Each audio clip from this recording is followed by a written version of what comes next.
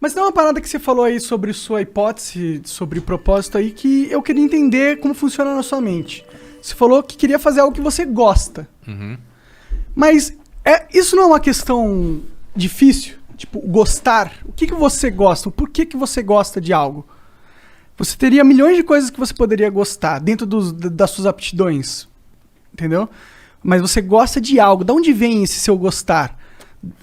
Onde vem esse seu sentimento? Onde vem essa ligação com o mundo material que te traz esse sentimento de que aquilo que eu quero, entendeu? É uma parada química. Se você está pensando em termos de causa, se a gente está falando em termos de o que causa isso, a parada química, cerebral, sim, eu entendo que seria uma das respostas. A causa... Mas eu acho que não tem uma resposta só, isso que eu quero dizer. Sim. Por exemplo, eu, cresci num ambiente de livros. Meu pai era médico também, mas adorava livros. O meu avô também médico, mas também adorava livros. E meu pai falava coisas do tipo, quando duas pessoas civilizadas se encontram, elas perguntam uma para outra, que livro você está lendo? Ou seja, se você quer ser gente, você tem que ler. Então isso é uma causa. Por quê? Porque eu fui exposto, digamos, a esse imperativo de conduta, de que você deve gostar de ler e recebia livros de presente e tal. E eu descobri que gostava, porque eu fui exposto à possibilidade, certo? E aí eu descobri que gostava, ao mesmo tempo eu descobri que isso tinha um reforço positivo, como você falou antes, tinha um reforço positivo, porque aí eu lia livros, aí eu tinha ideias e, por exemplo, meu pai me levou para assistir como esse aqui a gente estava falando no começo, eram os astronautas, quando eu era moleque, o filme primeiro feito em cima do livro, né? Para poder falar dessas coisas. Então tinha uns papo cabeça. Então eu fui descobrindo, no ambiente onde eu crescia, que eu gostava de papo cabeça, digamos assim, né? Aí depois na escola, tive bons professores, uma excelente escola, que dava liberdade de fala, como se fala hoje para os alunos. Então a gente discutia uma porrada de coisa. Então o que eu estou dizendo basicamente é o seguinte, eu tive uma história em que me foi oferecido pelo ambiente familiar e pelo ambiente de escola estímulos que eu descobri que eu gostava. Aí quando chegou na hora de prestar vestibular, certo? Aí você tem que tomar uma decisão, qual é a sua profissão, não sei o quê. Eu fiz um teste vocacional, né? Coisa de psicóloga de escola. E aí no final a psicóloga falou que eu tinha vocação para ciências biológicas e para ciências humanas. Ou seja, para os dois. Para ciências. De fato, era o que eu mais gostava. Eu gostava de matemática, física. Eu gostava de biologia e gostava de ciências humanas. E ela falou, agora, eu lhe aconselho a fazer medicina. Porque como você vai se dar bem, e depois de medicina você faz o que quer na vida. E sua família é de médicos. Então você já é uma coisa que está acostumada na família. E se você entrar na faculdade de medicina, você entra em qualquer coisa, você consegue fazer qualquer coisa. E eu segui o que a psicóloga falou. Entendeu? E aí, enquanto eu estava na faculdade de medicina, eu fui percebendo com o passar do tempo, que uma vez, eu já contei isso em algumas entrevistas, um professor, na aula de imunologia, acho que eu estava no 2º ano da faculdade, ou 3º, alguma coisa assim,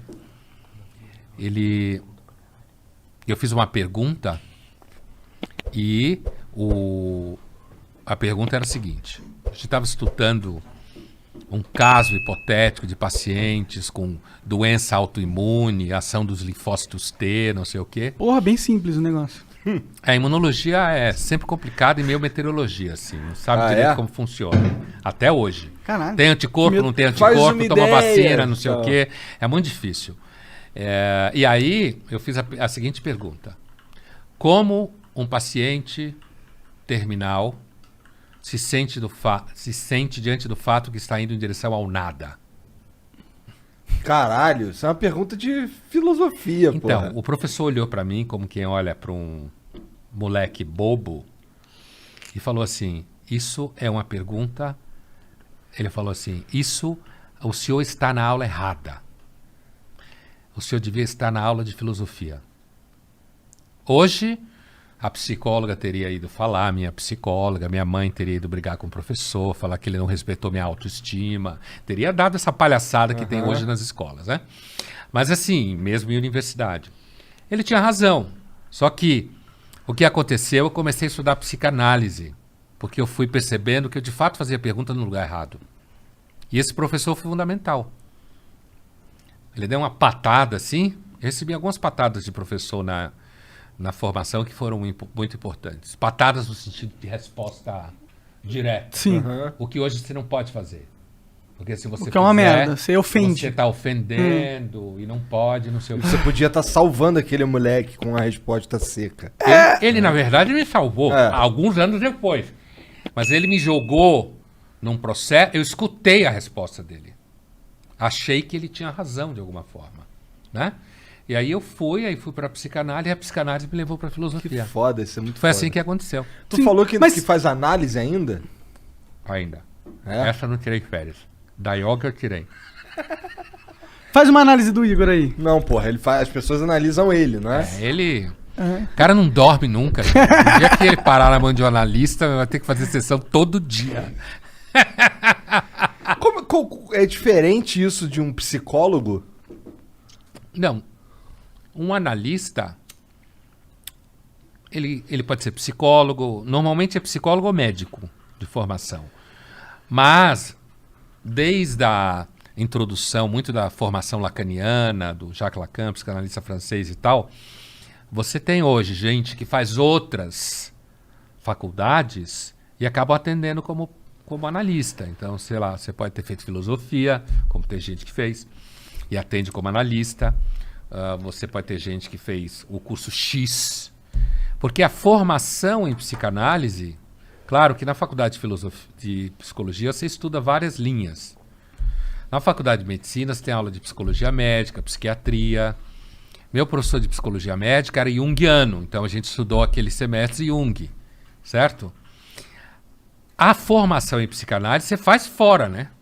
Não na faculdade. Entendi. Você tem cursos de É um curso formação livre, em psicanálise. É um curso de especialização. Entendi. Não chega a ser livre. Entendi. Ele te É um dá pós. diploma, isso aí. Entendi. E aí você vira psicanalista, freudiano, winnicottiano, lacaniano. E por que tal. tu sente necessidade de fazer análise, cara? Você gosta? Eu gosto. É? Eu gosto. Eu comecei a fazer adolescente.